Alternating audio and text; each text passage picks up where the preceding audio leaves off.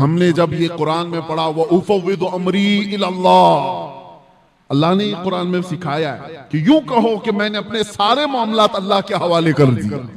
इन्नल्लाह बसीरुम bill इबाद, बेशक अल्लाह अपने बंदों को देख रहा है। तो फिर देखो अल्लाह ताला बंदों को कैसे देखता है।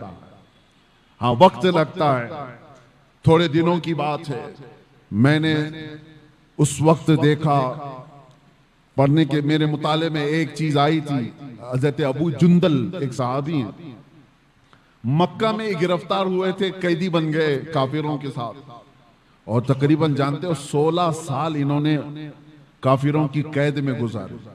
और जब रसूल पाक सल्लल्लाहु अलैहि वसल्लम फतेह सुलह हुदैबिया जो हुई, उसी हुजूर 1400 सहाबा के साथ उम्रा करने आ रहे थे, तब मक्का वालों ने रोक लिया था और एग्रीमेंट साइन हो गए थे। सुलह हुदैबिया जो है उसमें यह था कि मक्का से कोई भाग करके जाएगा तो मदीने वाले उसको वापस कर देंगे, और मदीने से कोई भाग करके आएगा तो हम उसको वापस नहीं करेंगे, हम अपने पास रख लेंगे। सब ऐसी एग्रीमेंट उन्होंने साइन की थी। उसी वक्त ये अबू जुंदल साहबी कैद से निकल करके आ गए थे। अंदाजा करो 16 साल के बाद कोई जंजीरें तोड़ करके निकल आया हो, और वो भी सहाबा की जमात में आ गए। सहाबा ने सीने से सीना लगाया, वो फूट फूट करके अपने जख्म बता रहे थे। लेकिन कुफ्फार को जैसे ही पता चला हमारा एक कैदी भाग गया है, तो उन्होंने कहा कि अभी अभी हमारा एग्रीमेंट हुआ है कि जो मक्का से भाग कर जाएगा उसको मदीने वाले वापस करेंगे, अबू जुंदल को हमारे पास वापस करो। सहाबा सब खड़े हो गए कि इस मजलूम को हम वापस कैसे करेंगे, जंग कर लेंगे। सबकी नजरें हुजूर पाक की तरफ थी कि हुजूर क्या फैसला फरमाए। अबू जुंदल अपने जख्म दिखा दिखा करके सहाबा से कह रहे थे, इनके पास वापस भेजोगे मुझे बहुत मारेंगे। तो मक्का के कुफार और मुशरिकीन को हुजूर ने कहा कि अब वो आ गया, छोड़ दो, अभी तो हमारी एग्रीमेंट साइन नहीं हुई। तो उन्होंने एग्रीमेंट को खत्म कर दिया और कहा कि अगर ये हमको वापस नहीं किया जाएगा तो हम एग्रीमेंट भी नहीं करेंगे। जब जिद पर अड़ गए, हुजूर पाक ने अबू जुंदल की तरफ देखा और कहा, अबू जुंदल मक्का वापस चले जाओ, रहमतुल लिल आलमीन है। सारे सहाबा देख रहे हैं। बसा औकात ऐसे हुक्म आएंगे मेरे अजीजों जिंदगी, लोग ये समझते हैं ये तो हमारी तकलीफ पर और तकलीफ हो रही है। वो रहमतुल लिल आलमीन है और 16 साल का कैदी बाहर आया है और हुजूर उसको कहते वापस चले जाओ। दुनिया की नजर तो ये देख रही है कि रहमतुल लिल आलमीन है, वापस इसको कैद में भेज रहे हैं। सारे सहाबा से कहते लड़ लो, इसको वापस निकाल लो। लेकिन तुम नहीं जानते जो रसूलुल्लाह की नजर देख रही है। ये इम्तिहान है हमारा। मुसीबत के बाद हम आस लगाए हैं अल्लाह उसके रसूल की जात से, तो हो सकता है 2-4 मुसीबतें फिर आ जाएं। तुम ये कहोगे कि मैंने तो एक मुसीबत से छुटकारे की दुआ की थी, 4 और आ गई। कहीं ऐसा तो नहीं कि तुम्हारा ईमान बिखर जाएगा और तुम छोड़ दोगे। मैंने देखा है कैद के दिनों में कितने ऐसे हैं जो काफिर हो जाते हैं, यही कहते हुए कोई अल्लाह नहीं है, हम तो कितने दिनों से दुआ कर रहे हैं, हम पर तो और केस ही केस होते जा रहे हैं। माज़अल्लाह रब्बिल आलमीन, ये कड़ा इम्तिहान है मेरे अजीजों। हुजूर ने वापस कर दिया। और हैरत की बात मैं आपको बताऊं, दूसरा कोई आम मामूली आदमी हो तो जंग कर ले और लड़ाई कर ले, या फिर छूटा हुआ कैदी, उसको जब ये फरमान सुना दिया जाए तो बिफर जाए और कहे कि मैं तो छोड़ देता हूं, ऐसा दीनी क्या। अबू जुंदल की तरफ सहाबा ने देखा, सर झुकाए मक्का की तरफ वापस जा रहे हैं। फरमाने मुस्तफा है, मेरे नबी का फरमान है। ईमान हो तो ये 16 साल कैद में रह करके छूट करके आए थे, जख्म दिखा दिखा कर रो रहे थे। उसके बाद रसूलुल्लाह ने फरमाया जाओ वापस। चूं चीरा तक नहीं कहा, ये पूछा भी नहीं या रसूलुल्लाह वापस उस जुल्म की चक्की में पिसने जाऊं, नहीं पूछा, सर झुकाया और चल पड़ा। यही तो ईमान है मेरे, यही ईमान है। मैं जो बात अर्ज कर रहा हूं वो ये कि रसूल मुहतरम सल्लल्लाहु तआला अलैहि वसल्लम की जिंदगी पाक से मैं आपको बताऊं, पावर जब हो, गलबा जब हो, उस वक्त कैसे लोगों के साथ मामलात किए गए। तो चले कुफार और मुशरिकीन गालिब आ गए तो उनकी बात अलग है कि उन्होंने अपने जुल्म की सारी हदें पार कर दी। जुल्म की सारी हदें पार कर दी। जब गलबा मिला था काफिरों को उहद के मैदान में, बदर में मुसलमानों को गलबा मिला, उहद में कुफ्फार और मुशरिकीन को गलबा मिला। दोनों के दरमियान जमीन आसमान का फर्क है। बदर के मैदान में भी 70 काफिर मारे गए थे और उहद के मैदान में 70 मुसलमान शहीद हुए थे। 70 मुसलमान शहीद हुए, लेकिन दोनों में फर्क इतना है, बदर में जितने 70 काफिर मारे गए थे, एक एक को चुन करके लाया गया, एक गड्ढे में डाला गया, सारी लाशों को ला करके हुजूर ने उनको खिताब भी किया। शाम के वक्त हदीस पाक में हुजूर उनसे बात कर रहे थे, बताओ ऐ मरने वालों, क्या तुमको वो चीज मिल गई जो तुम्हारे खुदाओं ने तुमको वादा किया है, या तुम अपने खुदाओं से जो यानी उम्मीद रखते थे। सहाबा तो ये पूछ रहे थे, या रसूल अल्लाह आप इनको खिताब कर रहे हैं, ये तो मरे हुए। हुजूर फरमाते हैं या जिंदों से ज्यादा सुनते हैं। ये मामला है बदर के मैदान का, पावर था, गलबा था, और उधर उहद के मैदान में पावर और गलबा कुफ्फार को था। क्या किया इन्होंने? 70 मुसलमानों को जो शहीद किया, अमीर हमजा का सीना चाक करके कलेजा निकाल के चबाया था। इंसानों में ये हरकत हो सकती है? कोई इंसान ये कर सकता है? जानवर खाते होंगे जानवरों को, इंसान नहीं। पावर जब मिला तो सीना चाक करके कलेजा निकाल करके चबाया। दूसरे क्या किया?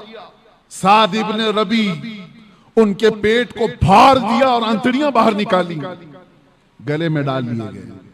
क्या ये इंसान कर सकता है?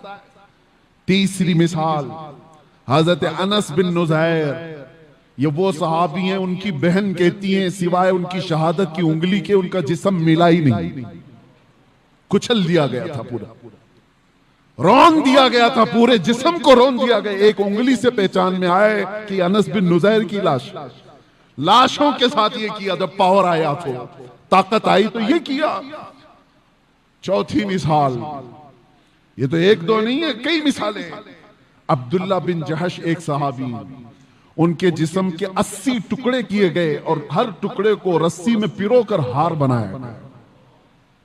ये पावर जब आए तो कुफार ये करते हैं, और रसूलुल्लाह सल्लल्लाहु ताला अलैहि वसल्लम के हाथ में जब पावर आया, अब मैं आपको बताऊं, यह उहद का मैदान था जहां जंगली जानवरों से ज्यादा जुल्म कुफार और मुशरिकीन ने किया सहाबा के साथ। 70 सहाबा जो शहीद हुए हैं, सबकी लाशों के साथ इन्होंने बहुत बुरा सलूक किया है, बहुत बुरा सलूक किया है। जंगी कानून भूल जाते हैं लोग जब पावर में आते हैं, ताकत में आते हैं। और यही पावर जब रसूलुल्लाह के हाथ में आया, 10,000 का लश्कर लेकर मेरे आका 20 रमजान को मक्का में दाखिल हो रहे हैं। उस वक्त जंग करने जैसी नौबत भी नहीं थी। कुफारे मक्का सब भागे भागे फिर रहे थे, मुकाबला करने की ताकत नहीं थी, खानदान बिखरे हुए थे, हुजूर के सामने खड़े होने की हिम्मत नहीं थी, सब छुप रहे थे। और नबी पाक सल्लल्लाहु ताला अलैहि वसल्लम के सहाबा शाहाना अंदाज में हरम काबा में दाखिल हो रहे थे। लब्बैक की सदाएं गूंज रही थी, हरम काबा की सरजमीन चूमी जा रही थी और अल्लाहु अकबर की सदाओं से मक्का गूंज रहा था। उस वक्त जानते हो 10,000 का लश्कर जब मक्का में आया हो, हैबत ऐसी तारी थी सबके दिलों पर कि लोग दीवारों से चिपके हुए खड़े थे, कोई दरवाजों के अंदर बंद खड़े थे। लेकिन मेरे आका सल्लल्लाहु अलैहि वसल्लम जब हरम काबा में आए, अजान दी गई और फिर मक्का वालों को बुलाया गया। कहां हैं सारे लोग? हैरत होती है आपको, तारीख उठा करके देखो, हैरत होगी। जिसने हुजूर पाक सल्लल्लाहु अलैहि वसल्लम के मुकाबिल में एक दो नहीं कितनी जंगें लड़ी। जंगे बदर में मुकाबिले में अबू सुफियान है, जंगे उहद में मुकाबिले में अबू सुफियान है, जंगे खंदक में मुकाबिले में अबू सुफियान है। हुजूर के मुकाबिले में अबू सुफियान इतनी जंगे हुजूर के मुकाबिले में लड़ते रहे और हुजूर उस दिन ऐलान करते हैं, मक्का के फतेह मक्का के दिन जब पावर हाथ में है, मेरे आका फरमाते हैं जो भी मक्का में इधर उधर छुप करके भाग रहे हैं उनको डरने की जरूरत नहीं। जो मेरे दादा अब्दुल मुत्तलिब के घर में आ गए वो पनाह में है, जो अबू सुफियान के घर में आ गए वो पनाह में है। दुश्मन के घर में अबू सुफियान को ये मकाम दे रहे हैं। हुजूर फरमाते जो अबू सुफियान के घर में आ गया वो पनाह में है, जो खाने काबा के इर्द गिर्द आ गया वो पनाह में है, उससे जंग नहीं की जाएगी। और जो तलवार उठाया हुजूर से मुकाबला करना चाहा वो कैदी बना करके लाए गए, पकड़ करके लाए गए। फतेह मक्का का दिन है। सहाबा तो सहाबा है जो बरसों से जंगों की जिंदगी देख रहे हैं हुजूर के साथ। मेरे अजीजों, उनकी कुर्बानियां कम नहीं है। हजरत अबू हुरैरा से पूछो, हदीसें बताती हैं ऐसी ऐसी जंगों में सहाबा गए, कहते हैं कि पैरों पर कपड़े बांधने पड़ते थे, सारे नाखून उखड़ गए थे। ऐसी जंगें वो लड़कर के आए बगैर चप्पल पहने। मेरे आका सल्लल्लाहु अलैहि वसल्लम से कभी उन्होंने ये सवाल नहीं किया था कितना लंबा आप लेकर के जाएंगे। एक जंग से लौट रहे हैं, जिब्राइल अमीन आए, हुजूर से कहा या रसूल अल्लाह, अल्लाह का हुक्म है यहीं से दूसरी जंग में जाना है। सहाबा 1 महीने की जंग के बाद लौट रहे थे, जख्मी थे, नसें कटी हुई थी। हुजूर ने जिब्राइल से कहा मेरे सहाबा से पूछ लूं, ये मदीने से 5 किलोमीटर ही बाकी था घर, वापस रास्ता 5 किलोमीटर का, 1 महीने की जंग के बाद वापस आ रहे। हुजूर ने सहाबा से पूछा, जिब्राइल आए अल्लाह का हुक्म लेकर, यहां से दूसरी जंग में जाना है, तुम्हारा क्या मशवरा है? सहाबा में से किसी ने एक ने ये नहीं कहा मरहम पट्टी कर लें, बीवी बच्चों से बात कर लें, घर के हाल चाल देख कर के आए। नहीं, सारे सहाबा एक जबान होकर कहते हैं या रसूल अल्लाह, देर किस बात की, देर किस बात की, चले यहीं से चलते हैं। ये वो सहाबा है, ये वो सहाबा है जंगों ने उनको चूर चूर किया था। तो फतेह मक्का के दिन लाजमी बात है मेरे अजीजों, पावर हाथ में था, गलबा हाथ में था, ताकत हाथ में थी। जितने आज तक लड़ते थे वो सब कैदी बन करके हाथ सामने खड़े थे। तो किसी साहबी ने ऐलान कर दिया, अल यौम यौमुल मलहमा, आज तो छींतड़े उड़ाने का दिन है, आज के तो गोश्त के टुकड़े उड़ाए जाएंगे। मेरे आका ने उस सहाबी का नारा बदल दिया, अल यौम यौमुल मलहमा। मलहमा का मतलब होता है गोश्त के पीस पीस किए जाएंगे।